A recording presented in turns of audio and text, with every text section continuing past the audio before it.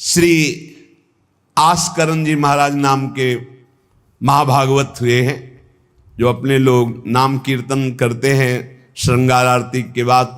हाँ, आस्करण मधुकर जयमल नृप हरिदास जन दासा, ऐसा आता है। तो आस्करण जी के इष्ट श्री राधा मोहन जो थे, इन्होंने विचार किया कि राजकाज में हर क्षण कोई न कोई जब सेवा में बैठते तो राजा, तो आप ये सलाह, ये सेवा, ये सब बंद कर देना चाहिए। जिस समय हम श्री जी की सेवा में है उस समय अन्य कोई वार्ता नहीं, अन्य कोई नहीं, बस उन्हीं के रूप गुण का चर्चा करते हुए। अगर हम सेवा में हैं तो उनका चर्चा का तात्पर्य है पद गुनगुनाते, जिस समय की जो हम सेवा कर रहे हैं उस समय के पद गुनगुनाते हुए या उनकी रूप माधुरी में चित्त लगाए हुए सेवा में। इससे बड़ी कोई बात नहीं। यदि सेवा मिल गई श्री जी की तो आप ये समझ लीजिए कि आप श्री जी के पास जाने का पास मिल गया आपको। बड़े बड़े महापुरुषों ने कहा भजन करना, साधना करना, ये सब हो सकता है, लेकिन प्रभु की सेवा में अनुराग, गुरु की सेवा में अनुराग, संत सेवा में अनुराग, समाज सेवा में भगवत भाव से अनुराग, ये बहुत कठिन बात है। ऊर्ध्वबाहु विरोमेश न कश्चित शृणोति में धर्मादर्थश्च कामश्च किम धर्मम न सेव्यते। भगवान श्री कृष्ण द्वैपायन व्यास देव जी कहते, मैं दोनों हाथ उठाकर कहता हूं, मेरी बात सुन लो, मान लो। सेवा से सब प्रकार की संपत्ति प्राप्त हो जाती है, जो चाहिए आपको, लौकिक पारलौकिक। हाथ उठा के कहता हूं, मेरी बात मान लो। भगवान व्यास देव जी कहते हैं जो सेवा धर्म है, भगवत सेवा, समाज सेवा भगवत भाव से की हुई सेवा, शब्द निष्काम होता है, जहां कोई कामना नहीं की जाती, और प्रीत्यर्थ, जिसकी सेवा करें उसको सुख पहुंचाने का भाव, तभी सेवा शब्द सार्थक होता है। कोई भी ऐसी कामना नहीं जो सेवा से पूर्ण ना हो जाए। जो सेवा धर्म का आचरण करता है उसके संपूर्ण जीवन में आनंद ही आनंद, सुख ही सुख रहता है। और लोग कहते हैं धर्मात्मा को दुख मिलता है। तुम क्या जानो, तुम बाहरी बात देखकर कहते हो दुख मिलता है। हृदय आनंद में वो डूबता है जो किसी भी वैभव में, किसी भी सुख में, किसी भी अनुकूलता में नहीं होता। अभी आपने सेवा धर्म को स्वीकार नहीं किया। सच्ची कहते हैं, सेवा में जब ये शरीर जाता था तब भी किडनी फेल थी, 20 वर्ष से फेल है। कभी गुरु कृपा से एक दिन का भी चूक नहीं हुई, और कभी जानने नहीं दिया कि शरीर में कष्ट है। 7 बजे से लेके कभी कभी 11 बजे तक सेवा का सौभाग्य मिलता, बिल्कुल कभी नहीं जानने दिया। बड़ी से बड़ी सेवा की जो आज्ञा हुई तो वही गुरु बल सब कार्य कराता था। कहीं सेवा में कभी ऐसा में नहीं, जब सेवा के बाद आए तो भले लेट गए, फिर सामर्थ्य नहीं रही भिक्षा भी मांगने की, पर जब सेवा में गए तो एक अपार सामर्थ्य गुरु कृपा से आ जाती थी। सेवा में एक अद्भुत सामर्थ्य है। समस्त कामनाओं के बीज, वासनाओं का नाश करने की सामर्थ्य भगवत सेवा में है। श्री आस्करण जी ने अपनी सेवा को सुरक्षित रखने के लिए, ये नरवरगढ़ के राजा है, राजा को बहुत से कार्य होते हैं, पता नहीं किस समय कौन सी राजकीय व्यवस्था के लिए आवश्यकता पड़ जाए, तो ठाकुर सेवा में एकाग्रता की बहुत आवश्यकता होती है। पत्रावली तो सिर्फ पत्रावली पे ध्यान है, इधर उधर नहीं तो पत्रावली बिगड़ जाएगी, वो पत्रावली मानी नहीं जाएगी आपकी। भोग लगा रहे हैं तो सिर्फ एक एक कवल पे ध्यान है आपका। बैठे हैं, प्यारे जू कैसे पा रहे हैं, हित सजनी जू कैसे पवा रहे हैं, प्यारे जू कौन सी पदार्थ की तरफ देख रहे हैं, लाडली जू कौन से पदार्थ की तरफ देख, पूरी भावना में उससे डूब। श्रृंगार तो श्रृंगार कर रहे हैं, स्नान तो स्नान, मतलब सेवा में पूरी तन्मयता आवश्यकता है। अगर तन्मयता नहीं तो फिर बिगड़ जाएगा। तो नरवरपुर ताको राजा नरवर जानो, मोहन जू धरिए सेवा नी के करी है। घड़ी 10 मंदिर में रहे चौकी द्वार, पावत न जान को ऐसी मति हरी है, पर्यो को काम आए अब ही लिवाए ल्याओ, कहे पृथ्वीपति लोग कान में न धरी है, आई फौज भारी सुध दीजिए हमारी, सुनी बहु बात टारी परी बात कर भरी है। मनुष्यों में श्रेष्ठ आस्करण जी ये नरवरगढ़ के राजा थे। इनके ठाकुर का नाम राधा मोहन जो था। ये प्रेम पूर्वक उनकी सेवा में कोई विघ्न न हो इसलिए 10 घड़ी तक का कठोर आदेश दे दिया था। 24 मिनट की एक घड़ी होती है, तो 10 घड़ी कितने हुए? 4 घंटे। 4 घंटे तक कोई भी अगर सूचना देने आया तो दंड प्राप्त करेगा, वो दंड उसको मिलेगा। 4 घंटे तक सूचना भी नहीं देनी है। जिस समय वो राधा मोहन जी की सेवा में गए तो द्वारपाल खड़े हो जाते थे, कोई भी अंदर प्रवेश नहीं करेगा। किसी भी तरह की कोई विपत्ति आ जाए, आग लग जाए, फिर भी सूचना नहीं देनी है। 4 घंटे सेवा में ये शिक्षा लेनी चाहिए। अपनी जब ठाकुर सेवा करें, हम कहते तभी करो, सब निपटा लो पहले फिर ठाकुर सेवा करो। ऐसा नहीं है कि जल्दी जल्दी तुम्हारा चित्त कहीं लगा हुआ है। अगर घर गृहस्थी में हो तो हम कई बार एकांतिक में बोल चुके हैं, पहले अपने पति पुत्र की तैयारी कर दो। उनको ऑफिस जाना है, उनको विद्यालय जाना है, सबकी तैयारी कर दो, जय जयकार करके उनको पवाओ। फिर इसके बाद अपने ठाकुर को स्नान कराओ, ठाकुर को भोग लगाओ, निश्चिंत हो करके। चित्त वृत्ति बार बार दौड़ रही है, ठीक बात नहीं।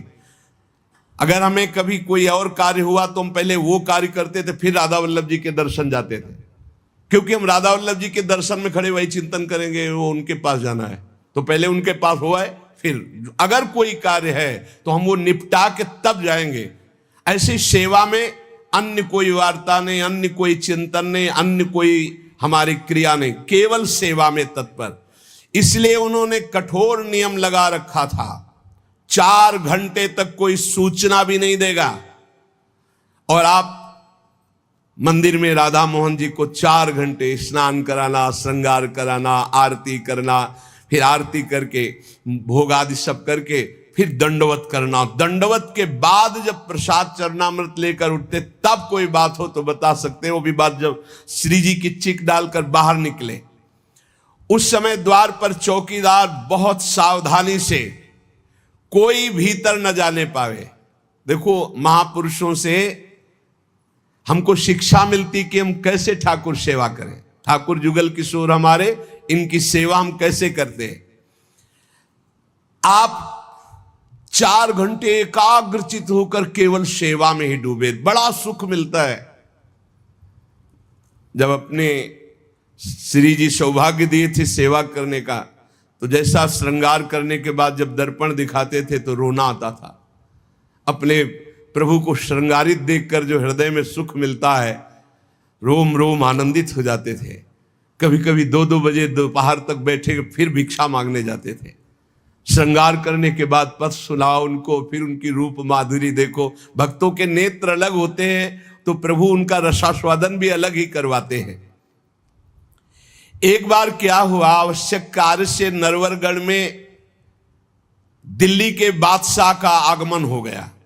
बादशाह जो सैकड़ों राजाओं के ऊपर होता था और ये नरवरगढ़ के राजा थे, उसने आज्ञा करी, जाओ आस्करण जी को हमारे सामने जल्दी लिवा करके लाओ। और आस्करण जी का नियम था, राधा मोहन जी के मंदिर में गए तो सख्त आदेश, कोई सूचना नहीं पहुंचाएगा। सब आस्करण जी के जो रक्षक थे उन्होंने मना कर दिया, नहीं महाराज, ये आपकी सूचना भी नहीं पहुंच सकती, 4 घंटे आ ही नहीं सकते आस्करण जी। उसको बहुत क्रोध आया, बादशाह है वो, मैं आदेश कर रहा हूं, एक छोटे राजा के सेवक हमें जवाब दे रहे हैं। बादशाह ने आज्ञा का उल्लंघन, इससे बड़ा क्रोध हुआ और उसने बड़ी सेना बुलवा ली। और सेनापति को आदेश किया कि जाओ बोल दो, नगर का नाश करवाना चाहते हो या हमारी आज्ञा का पालन करना चाहते हो? तुरंत आस्करन को भेजो, अन्यथा पूरी सेना बलात् नगर को नष्ट कर देगी और जबरदस्ती आस्करन को बंदी बना लिया जाएगा। बादशाह का आदेश। देखो परीक्षा होती।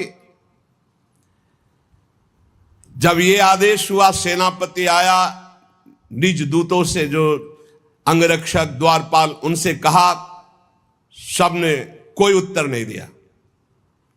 4 घंटे तक हम अपने राजा को सूचना भी नहीं दे सकते, जो तुम्हें करना हो करो। यह बड़ी बात है।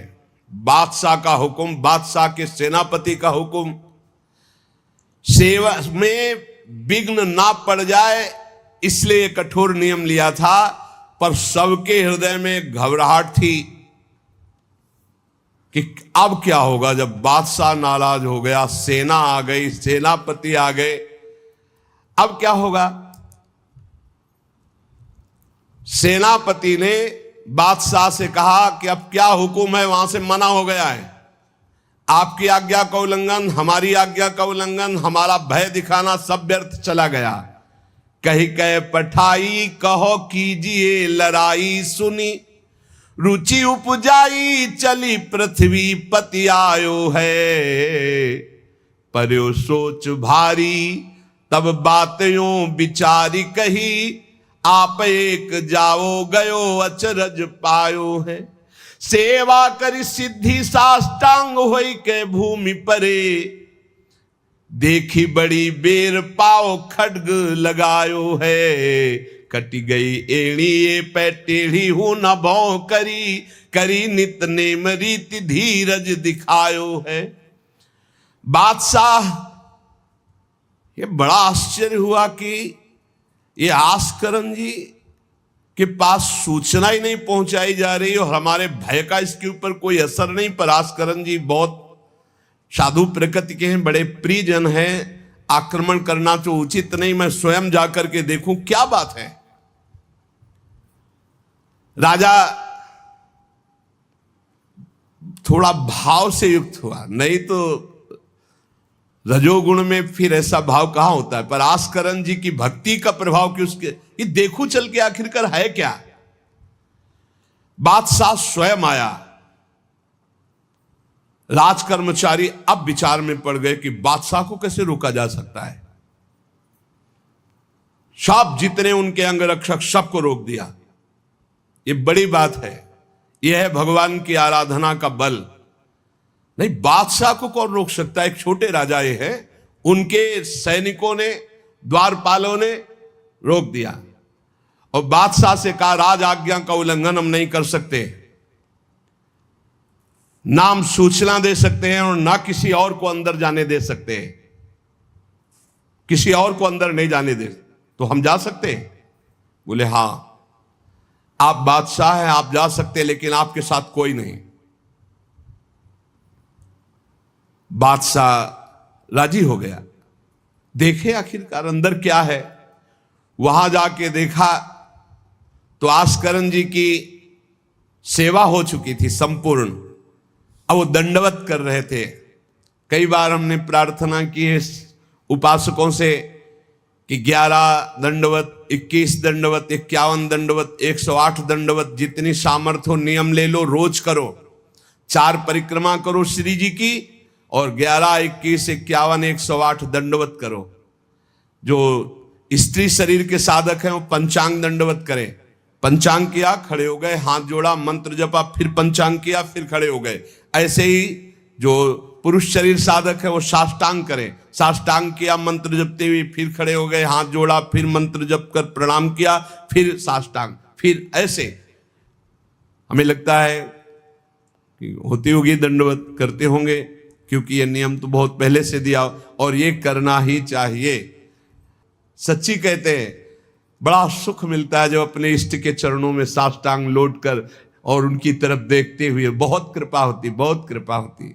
यावत स्वस्थमिदम कलेवरम यावत च दूरे जरा, जब तक ये शरीर स्वस्थ है बुढ़ापा दूर है। आनंद लूट लो भाई, ये कमाने का समय गंवाने का नहीं है। आस्करण जी अपने ठाकुर की संपूर्ण सेवा करके दंडवत अपनी पूरी कर रहे थे। अब जैसे 108 दंडवत तो समय लगेगा। हमने देखा है पूज्य सदगुरुदेव भगवान को अस्वस्थ शरीर में, अस्वस्थ अवस्था होने पर भी, बुखार है पर दंडवती अपनी पूरी करते हुए, नियमावली पूरी करते हुए देखा। क्योंकि जैसे ब्रज की 84 कोस की परिक्रमा में तो श्री जी साथ थी, बहुत थकान, बहुत शरीर कष्ट में, पर आप अपनी दंडवती जरूर पूरी करते हैं। गुरुदेव भगवान को देखा। महापुरुष नियमनिष्ठ होते हैं, जो नियम ले लिया उसे तोड़ते नहीं। जय बजे आरती होती है, आप देख लो, 5 मिनट के अंतर की बात नहीं कह सकते, नहीं आपको ठीक समय से आरती मिलेगी। जय बजे वो टहलने के लिए वही उनका समय होगा।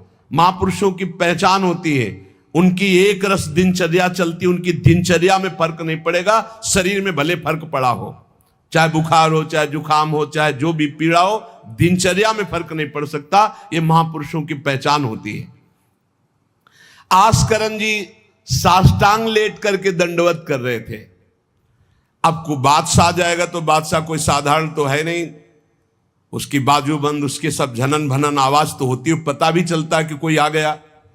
मुड़ करके भी नहीं देखा बादशाह की तरफ, बस बार बार साष्टांग दंडवत, खड़ा खड़ा देखता रहा। 108 दंडवत, 2-4 हो तो बड़ी देर हो गई, ना बादशाह से बात, न सलाम, न कोई, बस वो अपनी साष्टांग दंड। ये होना चाहिए।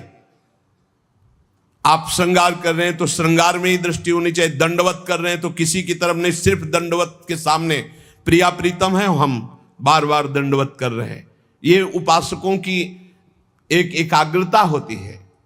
भला सोचो, बादशाह पास खड़ा है तो ऐसे लेटे लेटे भी तो देख सकते थे, बिल्कुल नहीं देखा। राजा को, बादशाह को बड़ा आवेश आया कि इतनी देर से मैं खड़ा हूं, पहले तो वहीं सब नाना करते रहे, इतनी देर से खड़ा हूं, ना कोई प्रणाम, ना नमस्कार, ना हमारी तरफ देख रहा है, क्या है। तलवार निकाली और साष्टांग दंडवत कर रहे थे तो मारा, एक पैर की एड़ी कट गई, एड़ी कट गई, खून बह रहा है। साष्टांग दंडवत, फिर खड़े, फिर साष्टांग दंडवत, फिर खड़े, फिर साष्टांग दंडवत, बिल्कुल नहीं देख रहे कि एड़ी कट गई। सोचो जरा, ये भक्त की निष्ठा है उपासना की। या तो अगर एक चींटी काटेगी तो थोड़ी देर लौट करके पहले देखेंगे क्या हो रहा है, फिर दंडवत। एड़ी कट गई, लेकिन किसने काटा, ना ये बात देखी। एड़ी कटना कोई साधारण बात समझते हो? तलवार से पूरी एड़ी काट दी, कोई दुख नहीं, रक्तस्राव हो रहा है। अपने नियमानुसार कटी गई एड़ी, ए पे टेढ़ी हूं न भौं करी, ना तो आह निकला ना गुस्साई कि किसने ऐसा कर दिया। करी नित नेम रीति धीरज दिखा, धैर्य पूर्वक 108 दंडवत पूरी की। पूरा जब संपन्न कर लिया, इसके बाद पीछे हटे, चिक गिराई, क्योंकि समझ चुके थे कि ये तलवार चलाने की हमारे ऊपर हिम्मत केवल बादशाह की हो सकती, दूसरे की नहीं। कोई साधारण राजा नहीं, महाभागवत और महाबली है। इसलिए हमारे ठाकुर का सुखपूर्वक अपशयन हो। चिक डाली, उठ चिक डारी तब पाछे सो निहारी, कियो मुजरा बिचारी बादशाह तिरिझे हैं। हित की सच्चाई यह है नेको ना कचाई होत, चर्चा चलाई भाव सुनि सुनि भीजे हैं। बीते दिन को नृप भक्त सो समायो, पृथ्वीपति दुख पायो सुनी भोग हरि छीजे हैं। करे विप्र सेवा तिने गांव लिख न्यारे दिए, वाके प्राण प्यारे लाड़ करो कही धीजे हैं। आस्करण जी ने जब चिक डालकर पीछे मुड़कर देखा तो बादशाह तो शिष्टाचार के अनुसार जोहार किया। राजा की भगवत सेवा, नियम निष्ठा, ये देखकर बादशाह बहुत प्रसन्न हुआ और कहा मैंने आज देखा ईश्वर के प्रेम की सच्चाई को। तुम्हारे में थोड़ा भी बनावटीपना नहीं, थोड़ी भी शिथिलता नहीं, तुम अपनी निष्ठा के धैर्यवान वीर हो। बादशाह ने आस्करण जी से भगवत प्रेम संबंधी कुछ चर्चाएं की और विचार अपने प्रकट किए कि आज मैं बहुत खुश और सौभाग्यशाली हूं कि तुम्हारे जैसा राजा मेरा जन है। बड़ा हृदय रस में डूब गया बादशाह का। यह है देखो सच्चाई भक्ति की। नहीं बादशाह के हुक्म को टाल देना, सेनापति की आज्ञा का उल्लंघन कर देना, बादशाह आया है साष्टांग दंडवत, कोई उसका आदर ना करना, ये सब भारी अपराधों में आता है। नहीं बादशाह आया और फिर दंडवत हो सके, नहीं पहले उससे बातचीत होगी, बाद में दंडवत होगी। नहीं अपनी निष्ठा के आगे नहीं, एड़ी काट दी गई फिर भी नहीं रुके। अब आस्करण जी सदैव अपने भगवत निष्ठा भगवत सेवा में मगन रहते। राजा बहुत प्रसन्न होकर के कहा कि अब जिस कार्य के लिए हम आए थे अब उस कार्य की जरूरत नहीं है, और अपनी जेब से अपनी रुमाल निकाल कर अपने हाथों से उनके चरणों की एड़ी में बांधा और कहा तुरंत चलिए राजवैद्य के द्वारा इसे, और आज से हमारी तरफ से आपके ठाकुर की सेवा सुख संविधान चलेंगे। हम विशेष विशेष प्रकार की आपकी ठाकुर सेवा में सहयोग करें। आस्करण जी ने कहा भगवत कृपा है, सब भगवत कृपा है, सेवा यथार्थ रूप से चल रही है। नियम की सच्चाई और हृदय में कोई छल कपट नहीं, रोष नहीं, ये भगवान के भक्त में विशेष लक्षण होते हैं। भगवान के भक्त में छल कपट नहीं और अपराध करने वाले पर भी रोष नहीं। उमा संत कई यही बड़ाई, मंद करत जो करे भलाई। अगर सच्ची आराधना सच्चा प्रेम तो सबको बदलना पड़ेगा। बादशाह का भाव बदल गया, जो आवेश में था क्रोध में था। सच्चाई से अगर थोड़ी भी ठाकुर सेवा की जाए तो माया पर विजय प्राप्त की जा सकती है। साधो भाई भजन किया सोई जीता, जो सच्चाई से भजन किया, सच्चाई से सेवा की, वही इस माया पर विजय प्राप्त किया। एक बार राजा आस्करण जी के शरीर में बहुत जोर का बुखार आ गया। ऐसा बुखार कि न उठने की हिम्मत न शरीर की शुद्धि, और नियम की निष्ठा थी ही। अब भारी कष्ट, एक तो शरीर उठने लायक नहीं, भारी बुखार, और दूसरा सेवा। अब वो इस बात के चिंतित थे कि सेवा कैसे होगी। तो ठाकुर जी ने स्वप्न में अपने किसी निजजन पंडा से कहा इनको किसी औषधि की जरूरत नहीं, मेरा चरणामृत पिला दो, स्वस्थ हो जाएंगे, सेवा में आ जाएंगे। वो गए और उनका ठाकुर जी ने स्वप्न में आकर के कहा है कि आप ठाकुर जी का चरणामृत पी लीजिए, आप स्वस्थ हो जाएंगे। वैसे तो चरणामृत रोज ही लेते थे, सेवा में जाने के पहले ठाकुर जी का चरणामृत जो पूर्व का था पिया, तत्काल सब खत्म हो सेवा में। बहुत बड़ी सामर्थ्य है निष्ठा में, बहुत बड़ी सामर्थ्य है ठाकुर जी के चरणामृत में। विश्वास करो, जो रोज चरणामृत पीता है अकाल मृत्यु नहीं हो सकती। अकाल मृत्यु हरणम सर्वव्याधि विनाशनम, कोई भी रोग परास्त नहीं कर सकता। आप रोज चरणामृत पिए। अरे भाई, आप अगर राधा नाम विराजमान किए स्नान कराते तो रोज श्री लाडली लाल का चरणामृत है। रामे लाडली जो धामे लाल जो विराजमान है, प्रिया प्रीतम राधा नाम में विराजमान है। आप अगर सेवा नहीं विराजमान किए हुए हो तो विराजमान कर लो, जीवन काहे व्यर्थ करोगे। लेकिन जब तक सेवा ना विराजमान करो तो चले जाओ बिहारी जो, राधा वल्लभ जो, राधा रमन जो, राधा दो, कहीं भी मांगो चरणामृत मिल जाएगा।